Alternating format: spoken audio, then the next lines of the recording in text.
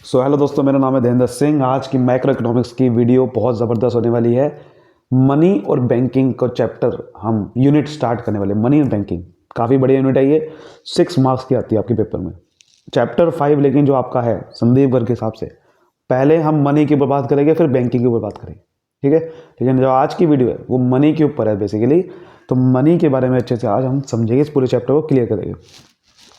देखो, जो मनी और बैंकिंग की बात करते हैं, जब हम पहले हम मनी की जब हम बात कर रहे हैं, तो मनी की बात करने के वक्त पहले हमें इसका बैकग्राउंड समझना पड़ेगा।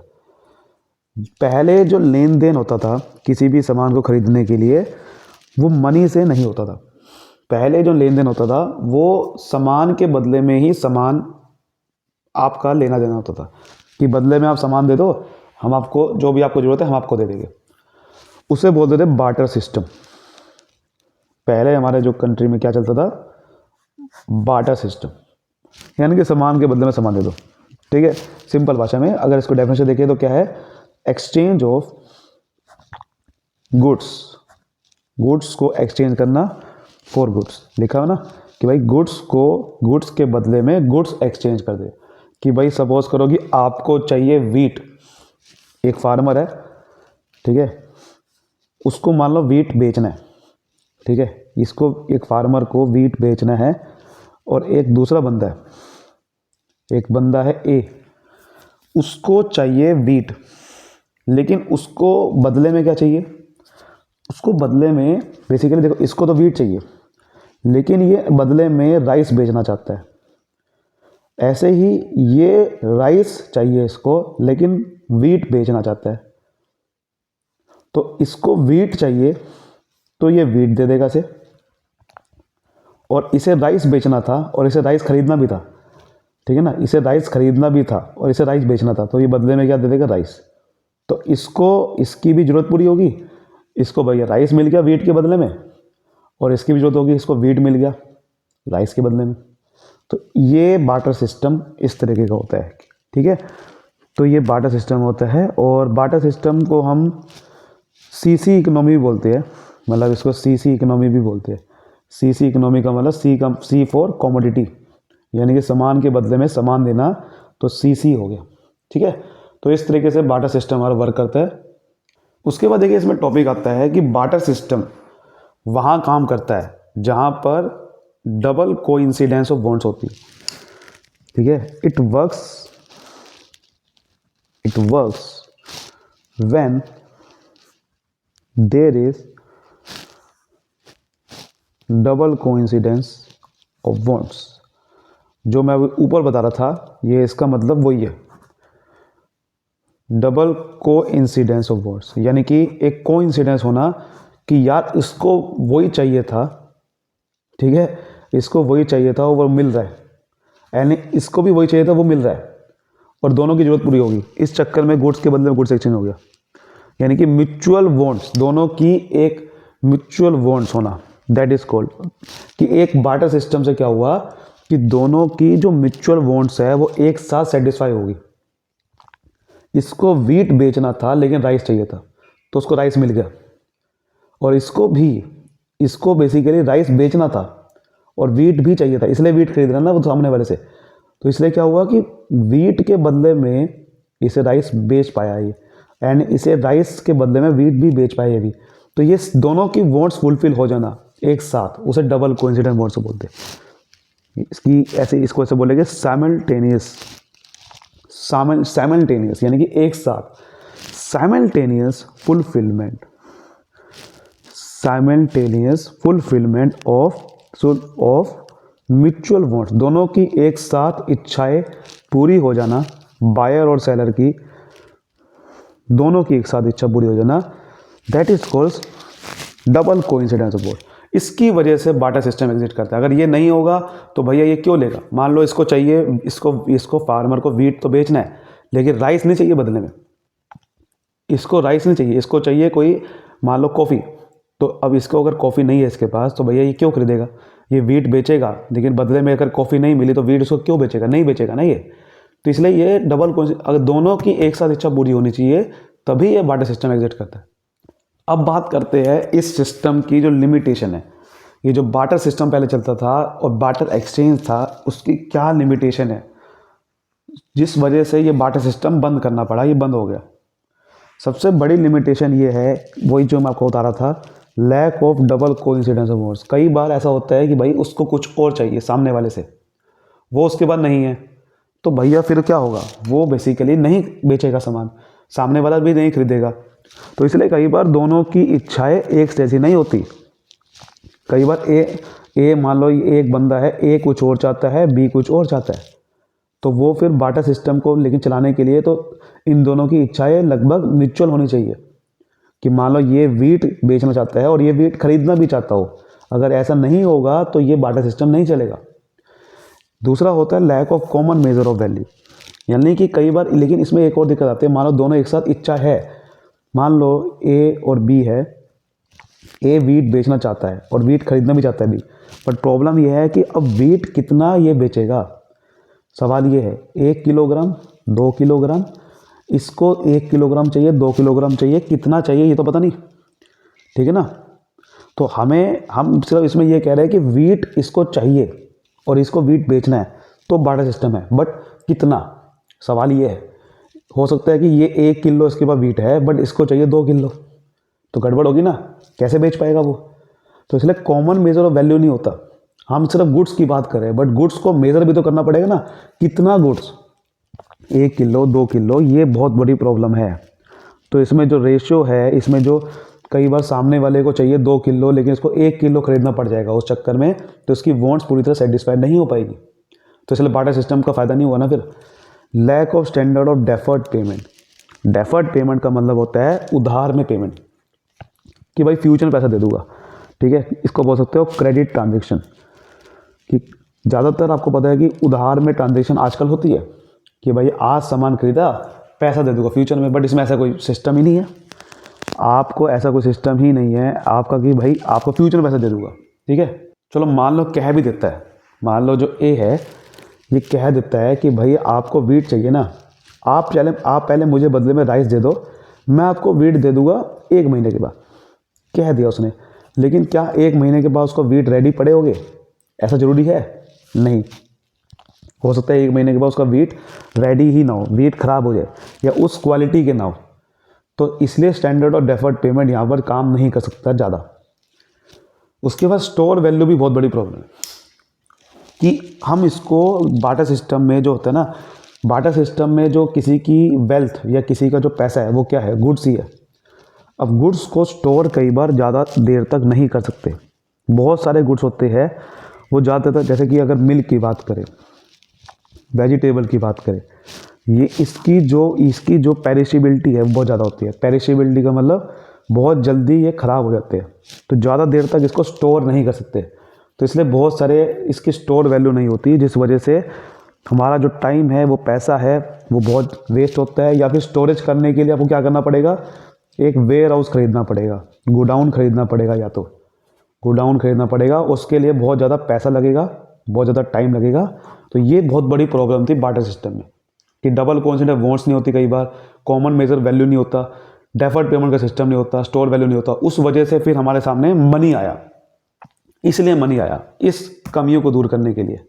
देखिए मनी क्या होता है, तो मनी की डेफिनेशन देखिए बहुत ही सिंपल है, उसी से निकली है जो अभी हमने बात समझी थी, बहुत बढ़िया। मनी इज़ एनीथिंग, मनी कुछ भी हो सकता है जो कि जनरली एक्सेप्टेड, जो कि ज़्यादातर उसे एक्सेप्ट किया जाता है as a medium of exchange. ये बहुत अंडरलाइन कर लेना, यानी कि जो मैं आपको बता रहा था, कई बार डबल कोइंसिडेंट वांट्स होती थी, पहले पूरी ही नहीं होती थी, लेकिन अब ये मीडियम ऑफ एक्सचेंज एक लाना था, यानी कि सब लोग उसे एक्सेप्ट कर ले। जैसे कई बार मान लो इसको कुछ और चाहिए, इसको कुछ और चाहिए, तो क्या होगा, वहाँ पर बाटा सिस्टम काम ही नहीं करेगा। बट यहाँ पर मनी में सब लोग उसे एक्सेप्ट कर लेते हैं, तो इसलिए मीडियम ऑफ एक्सचेंज अगर कोई है जो सब लोग एक्सेप्ट कर ले, तो वो मनी है। फिर मनी आया ताकि सब लोग इसको एक्सेप्ट कर लेते थे। मेज़र ऑफ वैल्यू, जी हाँ, इसमें तो कोई मेज़र ऑफ वैल्यू कॉमन नहीं था। कोई कहता था कि भाई कोई 1 किलो के नाप से बेच देता था, कोई 2 किलो के नाप से, कोई बेच देता था, कोई मतलब ऐसे दे दिया कि भाई वीट देखो इतने हैं, तो मतलब कोई मेजर वैल्यू नहीं था, कोई किस वजह से बेच रहा है, कोई कैसे बेच रहा है, इसमें एक कॉमन मेजर ऑफ वैल्यू आ गया कि भाई मान लो 10 रुपये का सामान है, 20 रुपये का सामान है, तो सबके लिए 20 रुपये। ऐसा नहीं कि कोई 20 रुपये का कोई 20 रुपये है, किसी के लिए वो 40 हो जाएगा, नहीं। तो कॉमन मेजर ऑफ वैल्यू आ गया। स्टोर ऑफ वैल्यू, जी हाँ, आप मनी को संभाल कर रख सकते हो, उसमें कोई ख़राब भी नहीं होने वाली, लेकिन इसमें दिक्कत थी, ठीक है ना। उसके बाद आप ध्यान से देखोगे तो मीन्स वॉट डेफर्ड पेमेंट, ये भी बहुत बढ़िया आ गया कि अगर उधार में कोई ट्रांजेक्शन करनी है तो आप कर सकते हो, क्योंकि फ्यूचर में आप मनी को क्योंकि स्टोर भी कर सकते हो, तो फ्यूचर में पे कर देना पैसे को, कोई दिक्कत नहीं है। तो इसीलिए यहीं से फिर फीचर भी बन गए मनी के, ये मनी के सारे फीचर है। ये फंक्शंस, जी हाँ, फंक्शंस, आपके सामने क्वेश्चन बनेगा कि फंक्शंस ऑफ मनी, ये जो डेफिनेशन से जो निकले हैं ना, यही सारे फंक्शन है। जैसे पहला फंक्शन क्या लिखा है, यही वाला फंक्शन जो मैंने अंडरलाइन किया था, मीडियम ऑफ एक्सचेंज। जी हाँ, तो money as a medium of exchange, तो मनी एक तरह का मीडियम ऑफ एक्सचेंज काम करता है, यानी कि जितने भी सामान खरीदोगे या सर्विस खरीदोगे उसको आप मनी की फॉर्म, मनी से आप खरीद सकते हो। तो मनी एक बन गया मीडियम ऑफ एक्सचेंज, कुछ भी सामान खरीदना या बेचना है। मेज़र ऑफ वैल्यू इसके अंदर आ गया कि मनी को मेज़र करना एक सिंपल तरीका हो गया, सभी गुड्स एक कॉमन मेज़र वैल्यू आ गया कि मान लो भाई एक सामान 20 रुपये का है या 10 रुपये का है, या मान लो मतलब एक चीज़ मनी की वैल्यू आ गई, मान लो ये 5 रुपये का नोट है, तो सबके लिए ये 100 रुपये का नोट है, तो एक कॉमन डिनोमिनेशन आ गया, इसे बोलते हैं मेज़र ऑफ वैल्यू, जिसमें आपका एक कॉमन डिनोमिनेशन आ जाता है कि भाई ये 5 का नोट है, 10 का नोट है, तो हर जगह पे अब इसको आप एक्सचेंज कर सकते हो, ठीक है। एक कॉमन डिनोमिनेशन आ गया मनी की वजह से। लेकिन पहले क्या था, गुड्स में कॉमन डिनोमिनेशन नहीं था, कोई 1 किलो के हिसाब से बेच रहा है, कोई 2 किलो के हिसाब से। लेकिन इसमें क्या हो गया, 100 रुपये का नोट है, तो भैया अगर मान लो मुझे किसी को 5,000 पे करने हैं, तो मैं अगर मेरे पास 100 के नोट है, तो अब मैं आराम से, कॉमन डिनोमिनेशन है तो 100 के हिसाब से मुझे पता है कि भाई 50 नोट चाहिए। अब सब लोगों को, अगर किसी के पास 100 के नोट है, उसको भी 50 नोट ही पे करने पड़ेगी, ऐसा नहीं कि उसको 100 नोट पे करने पड़ेगी। उसके बाद बात करें स्टोर ऑफ वैल्यू, है ना, कि मनी को आसानी से हम स्टोर कर सकते हैं, कोई दिक्कत नहीं है, ठीक है, फ्यूचर में भी।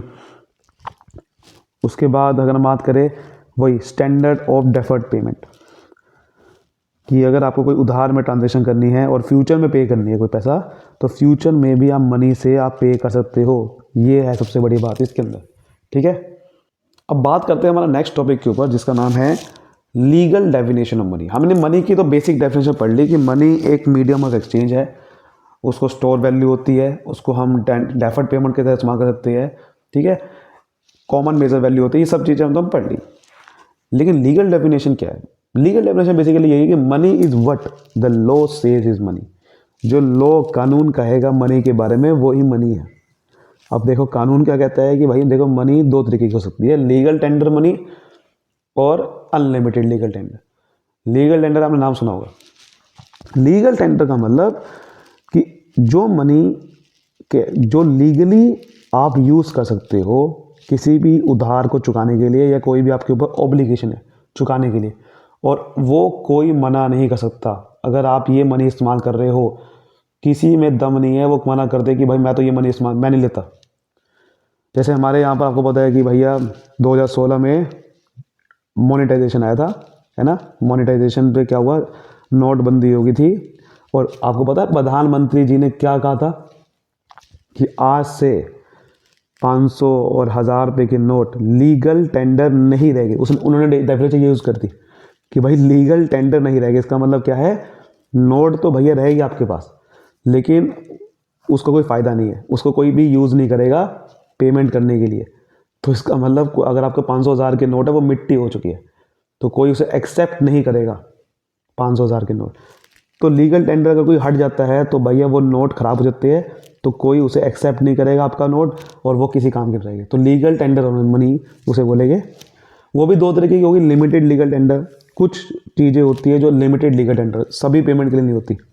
जैसे एज़ पर कॉइनेज एक्ट 2011 में आप कॉइन को लीगल टेंडर होता है अगर आप कॉइन को यूज़ कर रहे हो जो डिनोमिनेशन जिसकी 1 रुपये से कम है, सॉरी कम नहीं है, यानी कि 1 रुपये के कॉइन, 2 रुपये के, 5 रुपये के आप यूज़ कर सकते हो, पेमेंट के लिए, लेकिन 1000 रुपये से ऊपर नहीं होनी चाहिए पेमेंट। 1000 रुपये के नीचे नीचे पेमेंट तक आप कॉइन को इस्तेमाल कर सकते हो। तो किसी में दम नहीं है, कोई आपको कह देना कि मैं तो भाई कॉइन नहीं लेता, सिक्के को दे रहे हो मुझे, भाई किसी में दम नहीं है कहने का। अगर 1000 रुपये से पेमेंट कम है किसी की करनी है तो 1000 रुपये से कम में आपको सिक्के आप इस्तेमाल कर सकते हो, किसी में दम नहीं है। ऐसे ही अनलिमिटेड लीगल टेंडर कुछ होते हैं जो कि हर जगह पेमेंट के लिए इस्तेमाल होते हैं, जैसे कि पेपर नोट्स। भैया 100 रुपये के नोट, कोई भी 10 रुपये का नोट, 20 रुपये का नोट, 50 का आप इस्तेमाल कर सकते हो किसी भी पेमेंट के लिए, चाहे कितनी भी बड़ी क्यों ना हो।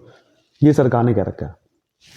नॉन लीगल टेंडर मनी, ये जिसे ऑप्शनल मनी बोलते हैं, वो कौन सी होती है, जो कि बेसिकली आपको ऑप्शन है, आप उसे एक्सेप्ट कर भी सकते हो, नहीं भी कर सकते। जैसे कि चेक किसी को, अगर आप किसी को दिया तो उसके बाद मर्जी है, वो चेक को मना भी कर सकता है, कोई मैं नहीं चेक लेता।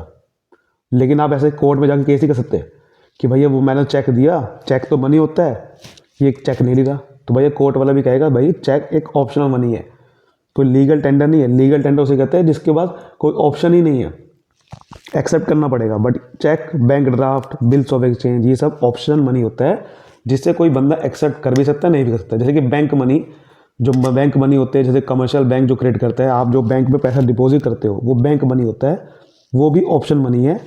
वो हर एक बंदा एक्सेप्ट हो सकता है, ना भी करे, चेक काट के दे दिया किसी को, ठीक है।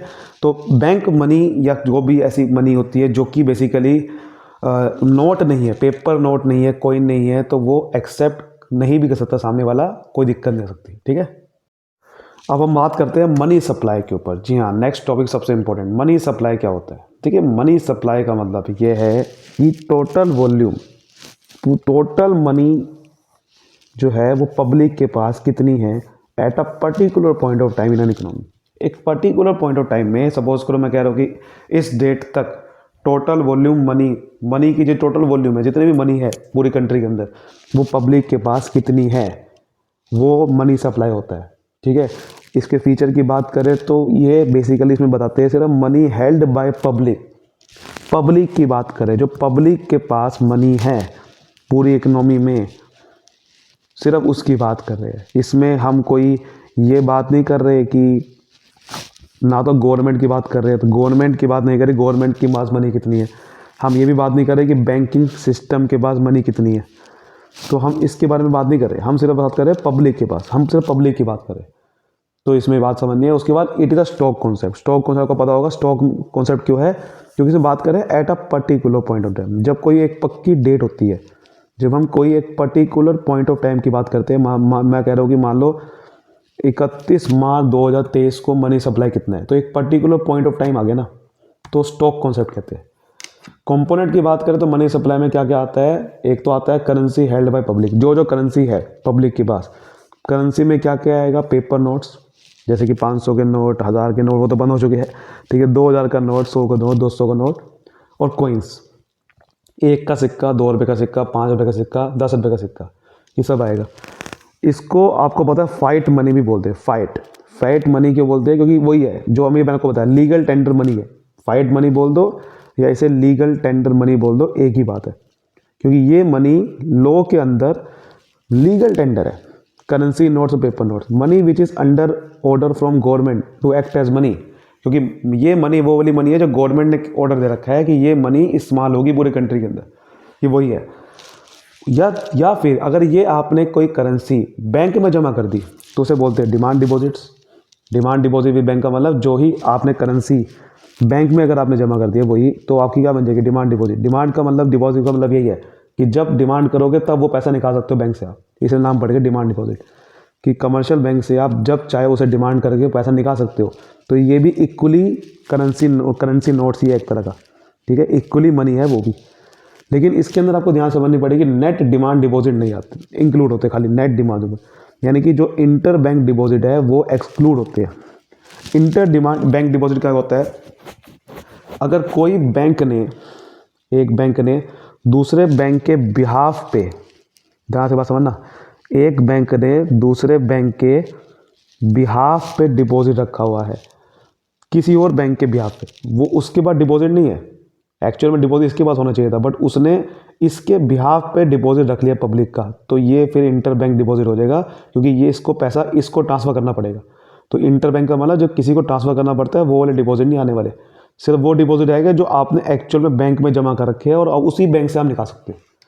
टर्म डिपॉजिट नहीं आते, यानी कि कोई ऐसा डिपॉजिट जो आपने फिक्स, जैसे कि एफडी होता है, जो आपने फिक्स टाइम के लिए कर दिया और फिक्स टाइम के बाद ही निकाल सकते हो, तो फिर वो डिमांड डिपॉजिट नहीं रहा ना। डिमांड डिपॉजिट का मतलब क्या होता है, जब चाहे निकाल सकते हो, तो टर्म डिपॉजिट नहीं आते।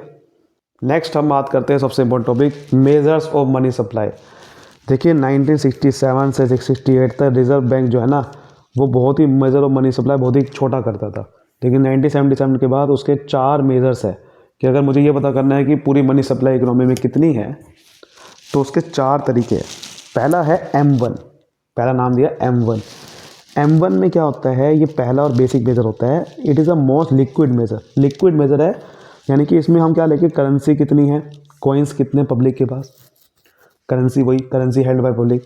उसके बाद हम क्या लेते हैं, डिमांड डिपॉजिट कमर्शियल बैंक के, और अदर डिपॉजिट कोई हो आरबीआई के साथ अगर आपने कर रखे हैं वो भी लेंगे, जैसे बता भी रखा है। अदर डिपॉजिट में क्या आता है, फॉर एग्जांपल आरबीआई ने फॉरेन बैंक या गवर्नमेंट या पब्लिक फाइनेंशियल इंस्टीट्यूशन या वर्ल्ड बैंक के बिहाफ पे कोई डिपॉजिट ले रखा है, हालांकि इसके अंदर वो डिपॉजिट इंडियन गवर्नमेंट और कमर्शियल बैंक वाले नहीं आते, तो ये बहुत ही स्मॉल पोर्शन बनता है आपका मनी सप्लाई का, कि अगर आरबीआई ने कोई डिपॉजिट रखा हुआ है किसी फॉरेन बैंक का या किसी गवर्नमेंट के बिहाफ पे, या बिहाफ पे बात करें, इंटर बैंक डिपॉजिट नहीं, इंटर बैंक डिपॉजिट अलग था, वो तो बैंक वाला किसी और बैंक के बिहाफ पे रख रहा है, बट ये बात करें आरबीआई की, तो अगर आरबीआई वो वाला डिपॉजिट रख रहा है किसी दूसरे बैंक के बिहाफ पे, तो वो आ सकता है अदर डिपॉजिट।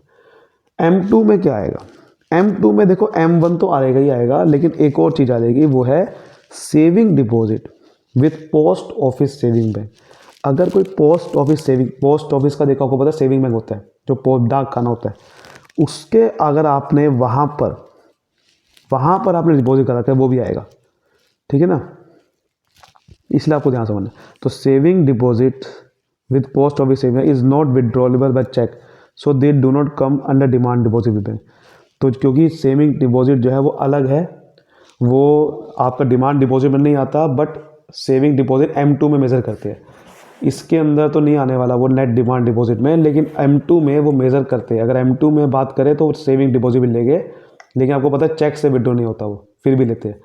M3 में थोड़ा और ब्रॉडर कॉन्सेप्ट कर दिया, M3 में M1 भी आएगा, ठीक है, M3 में M1 तो आएगा, बट M1 में प्लस और क्या कर देंगे, net time deposit with bank, वही चीज़ बात कर दी इन्होंने, थोड़ा ब्रॉड कर दिया ये वाला, टर्म डिपॉजिट में या टाइम डिपॉजिट जो है उसमें थोड़ा ऐड कर दिया, कि अगर M1 में हम नेट टाइम डिपॉजिट जो थोड़ा टाइम्स के लिए होता है डिपॉजिट, वो भी ऐड कर दे तो M3 आ जाएगा। M4 में M3 आता है plus total deposit with post office saving में, जो भी टोटल पोस्ट ऑफिस सेविंग का, पहले तो सेविंग की बात कर दे खाली, लेकिन अगर जितने भी डिपॉजिट आपने पोस्ट ऑफिस सेविंग बैंक के साथ करा रखे हैं, जिसमें टाइम डिपॉजिट भी हो सकता है, वो भी सारे आएंगे M4 में, और ब्रॉड कर दिया। M1 छोटा है, M2 उससे बड़ा, M3 उससे बड़ा, M4 उससे बड़ा। इसमें NSC नहीं आता, NSC मतलब नेशनल सेविंग सर्टिफिकेट, ये गवर्नमेंट के लिए, गवर्नमेंट का होता है, ये गवर्नमेंट के लिए, गवर्नमेंट का आपका इशू करती है, वो नहीं आएगा। तो आप गवर्नमेंट के साथ पैसा रख रहे हो, गवर्नमेंट के पास रख रहे हो, वो नहीं आएगा, इसको हटा के बाकी सब आएगा। तो अगर मेजर की बात करें तो आप समझ सकते हो M1 में क्या आगे आ गया, currency, demand deposit, other deposit with RBI. उसके बाद M2 में क्या आता है, M1 तो आता ही आता है, सेविंग डिपॉजिट आता है पोस्ट ऑफिस वाला। M3 में M1 के साथ net time deposit with bank आ जाएगा, और M4 में M3 के साथ टोटल डिपॉजिट इतने पोस्ट ऑफिस के साथ करा रखे सेविंग बैंक, एक्सक्लूडिंग NSC, तो सारे आते हैं। तो उम्मीद करता हूँ आपको बहुत अच्छे समझ में आया गया। तो इसी के साथ हमारा चैप्टर खत्म होता है, हमारा मनी वाला। ऐसे और भी वीडियो आते रहेगी, अगली वीडियो बैंकिंग की होने वाली है, मैं इसकी पूरी प्लेलिस्ट बनाने वाला हूँ मैक्रो इकोनॉमिक्स की, वहाँ पर आप सारी वीडियो देख सकते हो। थैंक यू सो मच, अब के लिए video, thank you so much.